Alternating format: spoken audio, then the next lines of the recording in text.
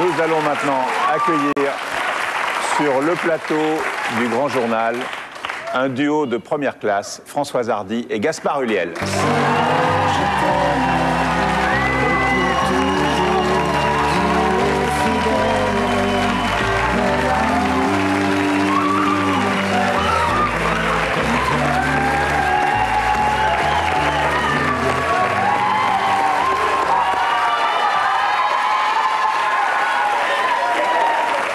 On est au summum de l'élégance. Merci à vous deux d'être là. Vous êtes là pour deux raisons différentes.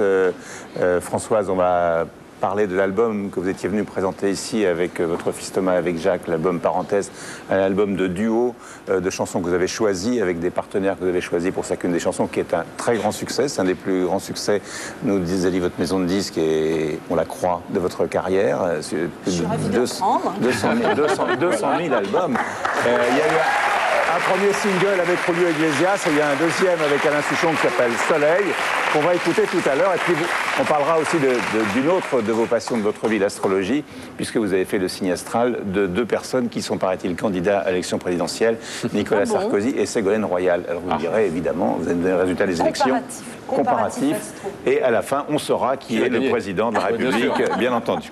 Et on va commencer, si vous le voulez bien, par le cinéma, avec Jacques Croquant, avec Gaspard Ulliel, que vous connaissez. Ah oui, oui. Je dois faire beaucoup de jalouse d'être assise à côté de lui, comme ça, d'envieuse de jalouse. Alors, Gaspard, vous avez une carrière qui va très vite. Oui. Assez vite, quand même. Oui. Bon, c'est vrai qu'on ne sait pas quand vous attendez, mais on n'a pas l'impression que vous attendez dans votre carrière.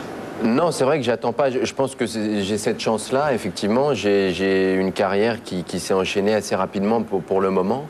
Et c'est vrai que j'ai commencé assez jeune et que tout est venu à moi assez facilement. À 11 ans, je jouais dans des téléfilms. Comment vous êtes arrivé? Parce que vous n'êtes pas une famille de cinéastes, quand vos parents sont stylistes. Non, pas du tout. En fait, c'est vraiment le hasard. C'est une amie d'une amie de ma mère qui ouvrait une agence de comédiens et qui m'a proposé de faire des castings. J'ai essayé vraiment par curiosité. Je n'avais jamais pensé faire ça auparavant.